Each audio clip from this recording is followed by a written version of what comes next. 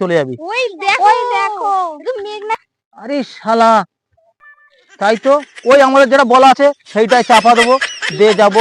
ঠিক আছে, ও তাহলে আসুক, এখন আমরা গুটি গুটি ভাই যাই না। ঠিক আছে ঠিক আছে ঠিক আছে। কত করে বললাম দাদা একটা ছোট বানো মেকিনো তো বে করবো, তার দাদা দেয়ই না।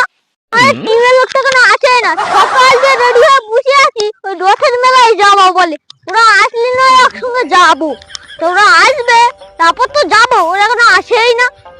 আমি শুনেছি ওই রথের মেলায় নাকি বউ পাওয়া যায়, এই একটু একটু বউ, ও একটু একটু হলে আমি বিয়ে করে নেবো।